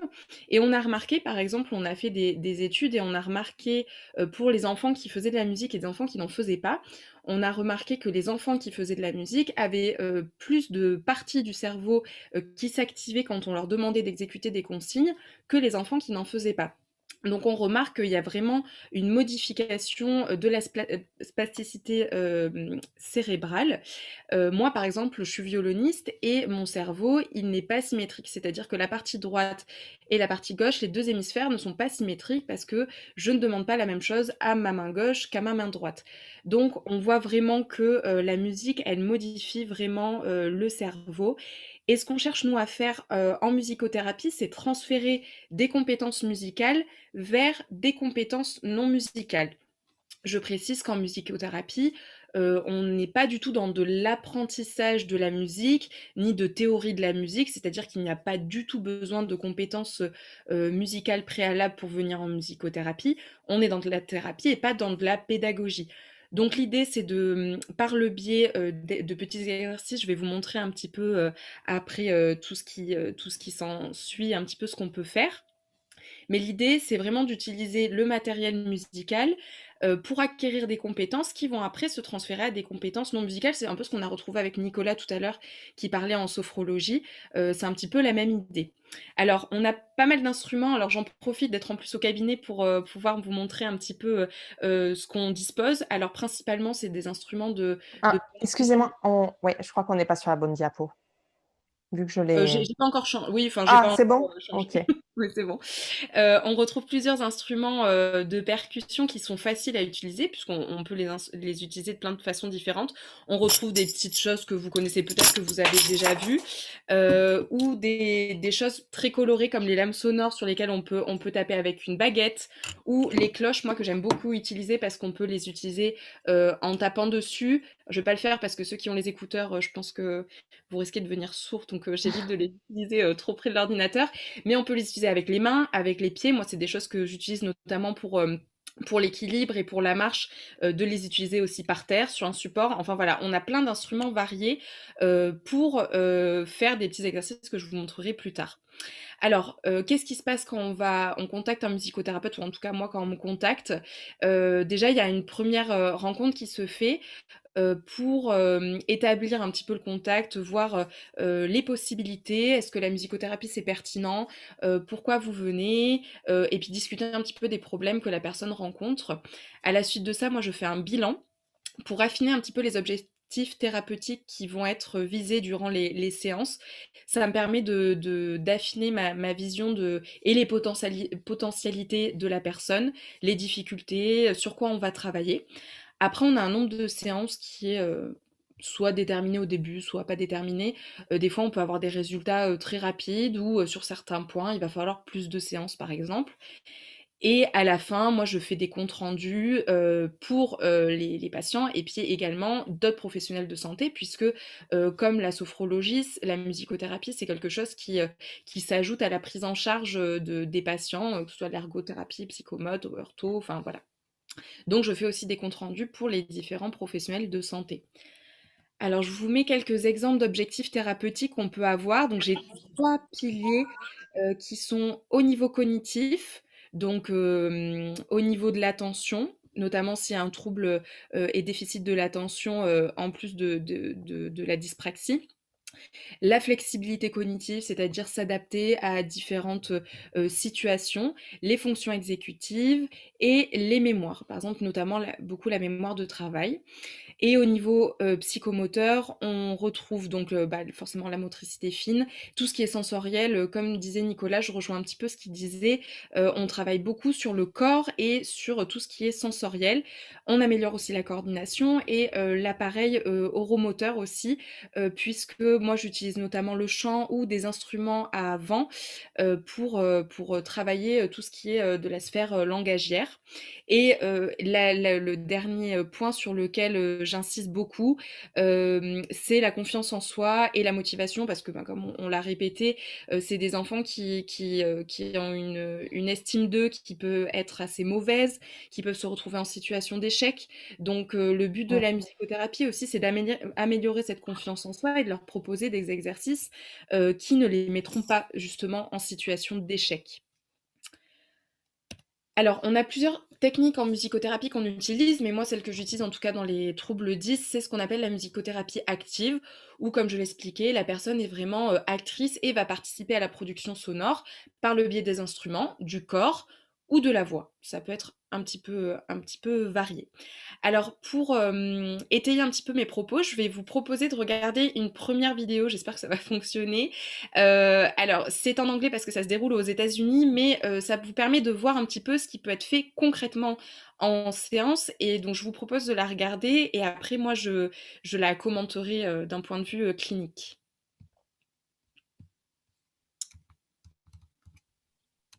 My name is Tyler, and my favorite color is blue, and I like to play with drums.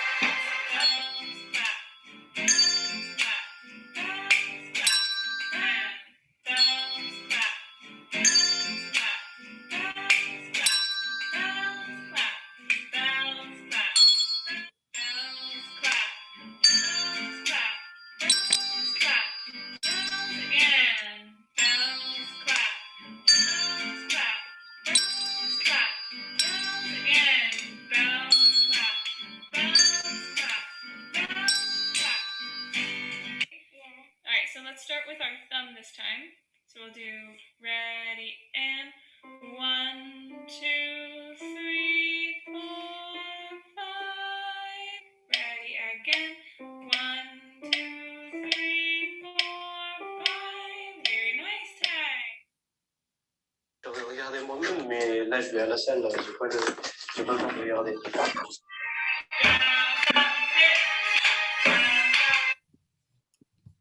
Voilà, bon, c'était la fin de la vidéo.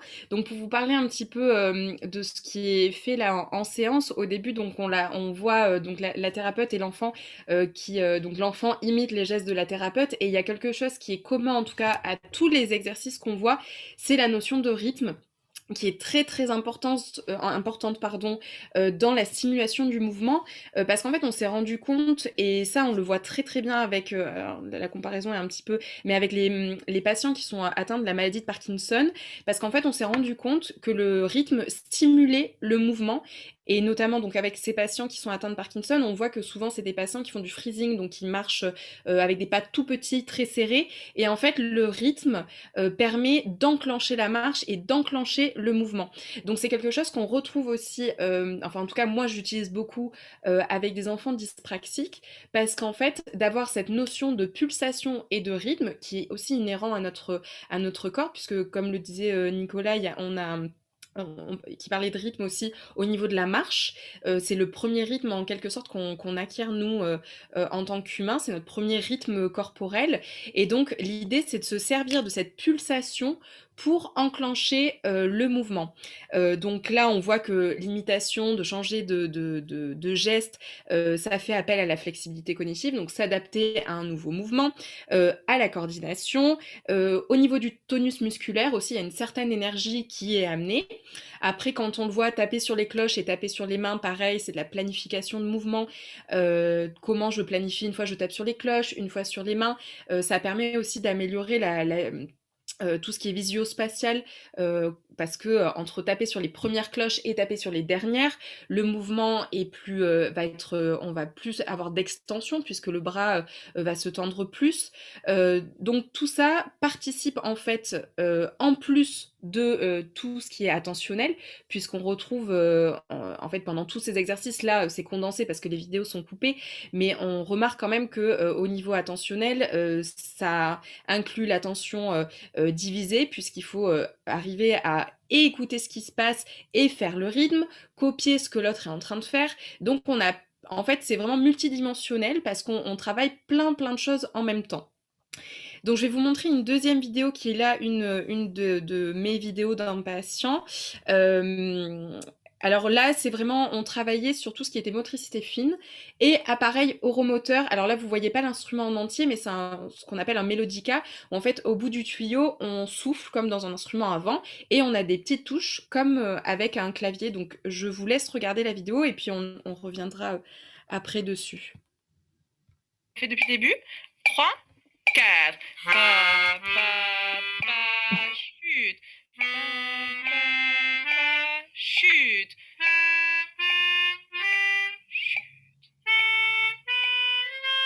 Chute. Chute. Alors là, on voit, j'ai pas filmé le début, mais au début, les gestes étaient très irréguliers, c'était vite, c'était lent, on sautait des notes. Et en fait, par le métronome qu'on entend derrière, donc pour ceux qui sont pas musiciens, le métronome, c'est un objet qu'on utilise et qui fait des tic-tac réguliers. Donc ça va permettre de réguler un petit peu le geste, d'arriver vraiment le cadrer pour qu'il n'y ait pas de cette irrégularité qu'on peut retrouver. Donc là, on travaille la motricité fine et on travaille également tout ce qui est oromoteur et respiratoire, puisque là, par exemple, c'était un enfant qui avait du mal à comment dire, à prendre sa respiration avant de parler, les phrases pouvaient être coupées. En fait, il avait du mal, je pense, à prendre conscience vraiment de cette respiration. Et par le biais de ces instruments, comme les instruments à vent et du chant, on a pu améliorer ça, et aussi il avait des difficultés à prononcer certaines lettres, et par le biais du chant, on a eu une amélioration, on a quelque chose qui s'est mis en place, et ça a été en très peu de séances en plus de pouvoir 3-4 séances, donc c'est quelque chose qui est assez rapide. Et il y a une dimension de jeu toujours qui est importante et de créativité. J'en ai pas sous la main, mais moi je propose souvent aux enfants, par exemple, de créer leur propre partition. Alors ça va pas être avec des notes et comme on connaît hein, une partition lambda, mais ça va être avec des couleurs, avec des formes, comment cet instrument-là, comment on l'écrit pour l'avoir sur une partition. Alors souvent on retrouve des barres, des petits ronds, mais l'idée après c'est de créer une petite création sonore qu'on va rejouer, qu'on peut jouer à deux aussi. Et tout ça va aussi participer à l'estime de soi et surtout à la motivation et au plaisir, qui est, je pense, quelque chose qui est très, très important. Comme on l'a vu, les prises en charge, elles sont nombreuses pour ces enfants-là. Elles sont assez lourdes et moi, l'idée, c'est que vraiment, pour moi, la musicothérapie, bien évidemment, il y a une notion un petit peu enfin, de rééducation neurologique en quelque sorte, mais surtout que l'enfant prenne plaisir à venir en séance et souvent, d'ailleurs, je me retrouve avec des enfants qui veulent plus même arrêter les séances, enfin, qui sont un petit peu déçus quand on arrête les séances, parce qu'il y a vraiment cette notion de plaisir, un petit peu de challenge selon les enfants qui aiment bien se challenger. Et voilà, on peut le faire en groupe, en individuel, ça dépend aussi du monde que j'ai au moment où on vient faire la prise en charge, mais c'est assez large. Donc, pour conclure un petit peu, je dirais que la musicothérapie, il y a un aspect vraiment. En fait, ce qui est important, c'est qu'on peut travailler plein de choses à la fois, que ce soit au niveau attentionnel, au niveau moteur, au niveau oromoteur. En fait, en un seul petit exercice qu'on peut décliner de plein de manières différentes, en fait, on peut arriver à travailler plein d'objectifs thérapeutiques différents. Et ça, je pense que c'est vraiment le point fort de cette thérapie. Et il ne faut pas oublier qu'on se base vraiment sur des faits scientifiques et des études. Et ça, je le répète parce que là, on voit un petit peu l'émergence de plein de thérapies différentes. Alors, j'ai rien contre, mais des fois, moi, on peut m'associer à de la sonothérapie, tout ça. Moi, on fait pas vraiment la même chose. Nous, vraiment, on est basé sur des études et des faits scientifiques qui sont prouvés. Donc, on sait que la musicothérapie, ça a vraiment, et la musique en général, ça a un effet sur notre cerveau et que vraiment, on peut avoir des résultats probants au bout de quelques séances. Et si jamais vous voulez faire appel à un musicothérapeute, il est très important aussi, parce que malheureusement notre profession elle n'est pas protégée, donc il est très important que vous vous renseigniez pour savoir où il a été formé. L'idéal c'est qu'il ait fait au moins 3 années d'études, parce que maintenant on a l'émergence de formations de musicothérapie de, je sais pas, 200 heures qui arrivent et où on se dit musicothérapeute. Donc malheureusement c'est aussi aux personnes qui font appel à nous de se renseigner en amont sur le profil de la personne pour pas avoir de mauvaises surprises malheureusement. Et je voulais faire une toute petite parenthèse, alors qui sort un petit peu de la musicothérapie, mais qui reste dans le cadre de la musique, parce que je suis également professeure de violon. Et je voulais informer aussi les parents qui le souhaitaient, parce que je remarque qu'on voit assez peu des élèves qui ont des troubles 10 dans nos classes. Et moi, je milite beaucoup pour que justement ça change un petit peu. Et notamment, je travaille avec le Conservatoire régional de Montpellier sur l'inclusion de ces élèves au sein du conservatoire et des établissements d'enseignement musicaux qui sont associés. Donc l'idée, c'est vraiment de proposer un parcours spécifique, d'également que les professeurs qui le souhaitent soient formés, puissent bénéficier en tout cas de conseils et en tout cas moi de mon regard clinique pour accompagner et enseigner aux enfants qui ont des troubles. Je sais que souvent ça rebute un petit peu parce que la musique, on se dit oh là, déjà il y a tous les devoirs à faire, si en plus il faut faire la musique. Mais il ne faut pas oublier qu'il y a une dimension de plaisir qui est très très importante dans ça. Et voilà, donc les parents qui étaient un petit peu frileux, je sais qu'à Montpellier ça se fait, mais je sais que dans d'autres villes aussi c'est également le cas. Donc il ne faut pas que vous hésitiez à vous renseigner, parce que maintenant de plus en plus d'établissements d'enseignement de la musique et artistique en général se forment et proposent ces accompagnements-là. Donc il ne faut pas hésiter. Voilà, je pense que j'ai fait le tour, et si jamais vous avez des questions, voilà, je reste à votre disposition en tout cas pour tout renseignement.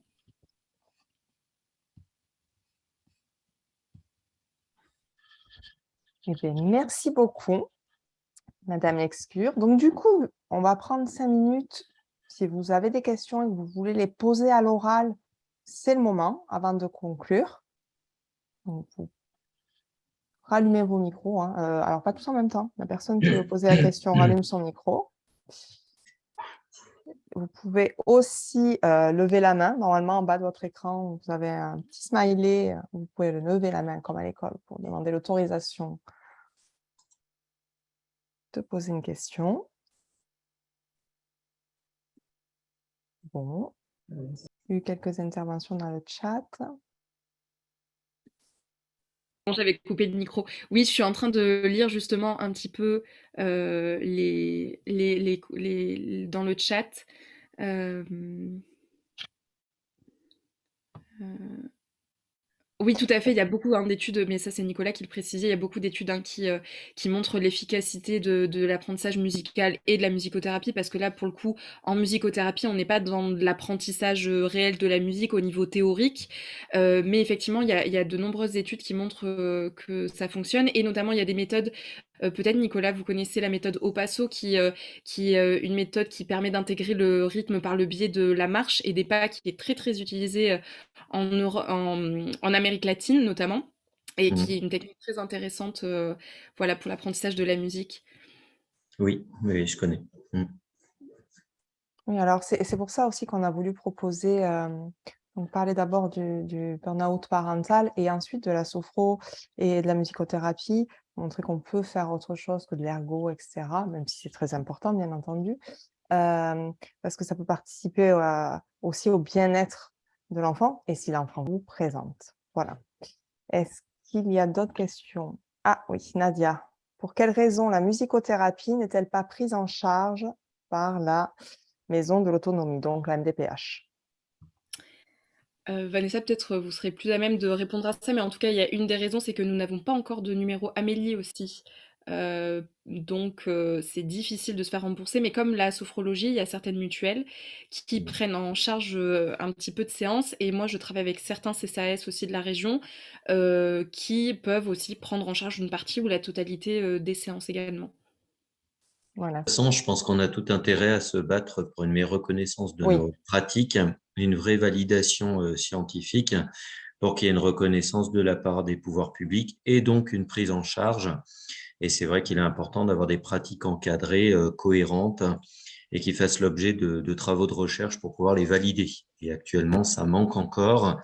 Et on a quand même, on essaye d'enfoncer des coins comme ça, un petit peu aussi dans le monde médical, pour essayer d'asseoir cette reconnaissance et obtenir cette prise en charge. Voilà. Et pour que le plus grand nombre puisse en profiter, parce que du coup, Exactement. forcément, c'est pas accessible à tous, quoi. C'est ça. Et c'est bien dommage. Que pourrait-on dire à un enfant dyspraxique en souffrance qui n'avance pas au même rythme que les autres lorsqu'il apprend à jouer d'un instrument? Alors déjà, qu'est-ce que c'est le rythme, le bon rythme d'apprentissage? Parce que alors ça, c'est vraiment individuel. Enfin, moi, je sais qu'en tant que professeur, en tout cas d'instrument, je ne fais pas de comparaison entre les élèves ni entre leur apprentissage, parce que déjà, j'en ai qui commencent à 5 ans et d'autres qui commencent à 17 ou à 60. Donc, on n'a pas les mêmes capacités cognitives à 5 ans qu'à 60, ni même qu'à 17 d'ailleurs. Donc, je pense que il faut surtout lui expliquer que chacun avance à son rythme et que le rythme des uns n'est pas le rythme des autres et qu'il faut quand même persévérer. Et surtout, il faut pas qu'il y ait une pression. Alors, je sais pas dans quel établissement cet enfant est, mais des fois, on peut avoir la pression des cursus, des cycles, des examens. Alors, ça peut être bien pour certains, mais en tout cas, je pense que des enfants qui sont dyspraxiques, il faut pas s'atteler à être vraiment dans un cursus lambda avec telle année on apprend ça, telle année on apprend ça.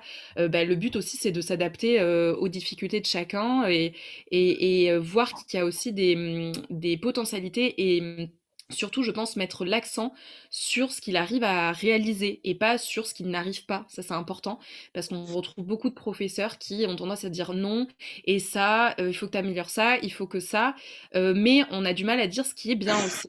Et ça, je pense il faut mettre un point d'honneur. Il faut mettre un point d'honneur à dire ce qui est bien et voilà, ça, je pense que c'est important. Alors, moi, si je peux me permettre, donc j'ai aussi une pratique instrumentale d'adulte et de violon d'ailleurs, et je constate qu'effectivement la comparaison reste un problème. Après, je dirais que si on a une pratique d'ensemble, il est important de faire comprendre à l'enfant qu'il a sa part, c'est-à-dire que chacun a sa part dans l'orchestre et que finalement, tout le monde est au même niveau, puisqu'au final, ce qui compte, c'est ce qu'on réalise collectivement. Voilà. Et je pense que ce serait une erreur de rajouter de la pression à une pratique qui, à mon avis, doit d'abord être guidée par le principe de plaisir. Donc, il faut vraiment que l'enfant soit dans le plaisir et par rapport à lui-même, c'est-à-dire ne pas être de nouveau dans une obligation de performance comme on la rencontre dans le milieu scolaire ou autre. Voilà. Et je pense que ça, c'est vraiment très, très important à mettre en avant. Le plaisir. Je crois que c'est essentiel, en fait. Tout à fait. Mm. Alors, il y avait Donc, Daphné qui disait que le conservatoire n'était malheureusement pas indiqué, mais je ne sais pas ce que vous voulez dire par indiqué. Est-ce qu'il est Mm. informé ou est-ce qu'il y a des choses qui sont faites? Ça dépend vraiment des établissements. Pour le coup, il y en a qui se forment vraiment. Et d'ailleurs, normalement, c'est une obligation parce que la charte de l'enseignement préconise vraiment l'inclusion des élèves qui ont des handicaps et des troubles. Donc, normalement, c'est un petit peu obligatoire. Après, c'est assez peu respecté malheureusement, puis il faut le mettre en place. C'est difficile aussi parce qu'on est dans le conservatoire, c'est souvent un petit peu l'image de l'élite musicale, donc Et c'est ce que je voulais dire. Oui. voilà, Oui. Voilà. effectivement. J'ai quitté la France il y a 5 ans, alors je ne suis pas du tout au courant des aménagements qui sont proposés maintenant et je suis bien heureuse d'entendre ça, qu'il y a des ouvertures et des aménagements possibles pour les enfants euh, différents, on va dire. Mm, mm. Oui, tout à fait. Maintenant, ça est mis en place. Ça vient petit à petit. Il faut beaucoup se battre pour Mm. aussi que les professeurs acceptent aussi d'avoir des enfants comme ça en cours. Mais les choses changent et moi, j'en suis ravie parce que en tout cas, les directions sont tout à fait partantes pour faire ce genre de projet. Super. Et à Montpellier, typiquement, c'est dans cette mouvance. Oui, Ok, super. oui, à Ça va. Montpellier, il y a tout un pôle handi-art qui s'est créé au conservatoire Ok. régional, parce que là, en plus, on a des nouveaux locaux, donc une structure qui est super. Et donc, il y a vraiment un cursus. On reçoit aussi les parents hein, pour discuter avec eux vraiment du processus, en tout cas du cursus musical qui serait plus adapté pour leur enfant. On voit avec les différents professeurs quel instrument il aimerait faire, est-ce qu'il sait pas, les groupes de solfège, enfin de formation musicale, est-ce que on va vers de la formation musicale ou non? Est-ce que c'est de l'individuel, du collectif? Enfin bref, il y a plein de choses qui sont réfléchies et qui sont mises en place. Donc en tout cas, je sais qu'à Montpellier, ils font bouger les choses. Après, je sais pas partout, je sais que c'est pas partout pareil, mais en tout cas, je pense que ça va le devenir dans les années qui vont suivre. Génial. Merci beaucoup. J'ai Nadia qui a levé la main. Oui, alors, je l'ai levé, mais je l'ai baissé. Bonjour. Euh, C'était par rapport à la musicothérapie. Donc, je vous remercie pour votre présentation hein, qui est très, très intéressante. Et effectivement, moi, je pense que ça pourrait être intéressant que il puisse y avoir des prises en charge dans ce domaine-là, en complément des autres prises en charge. Parce que je pense à l'équithérapie, hein, en tout cas dans le département de l'Hérault, ça peut être pris en charge. Et la musicothérapie, euh, je suis convaincue que pour certains enfants, ça peut énormément les aider dans leur bien-être, mais aussi dans les apprentissages scolaires. Voilà, voilà, on pourrait peut-être en discuter parce que moi, je siège aussi à la MDPH et en tout cas, celle de l'Hérault est assez ouverte. Donc, oui, c'est des pistes qu'il faut creuser et peut-être que ce n'est pas forcément adressé à tous les enfants porteurs du trouble du neurodéveloppement, mais pour certains, ça pourrait être très bénéfique. Voilà. Oui, oui, tout à fait. Au niveau des apprentissages, on a, en fait, on travaille comme on a vu plein de choses, que ce soit mémoire, travail. Ça peut être aussi au niveau de l'écriture. Je prends cet exemple parce que souvent on peut retrouver de la dysgraphie dans les troubles dyspraxiques, mais l'appréhension de plein d'instruments différents au fil du temps, ça permet aussi d'avoir une meilleure écriture à l'école. Donc on a des répercussions aussi au niveau scolaire et c'est ce qui est aussi très intéressant en musicothérapie. Merci. Bon. Donc, nous allons clore cette conférence. Je vous remercie pour la qualité de vos présentations et des échanges qui s'en sont suivis. Vous retrouverez le replay prochainement Alors, on va se donner quelques jours, le temps qu'on travaille dessus. Sur notre chaîne YouTube, vous nous retrouvez avec le nom de la fédération. Et je vous souhaite à toutes et à tous un excellent week-end. Merci beaucoup aux intervenants d'avoir accepté et de nous avoir permis de proposer cette visioconférence. Alors, bon week-end à toutes et à tous et à bientôt.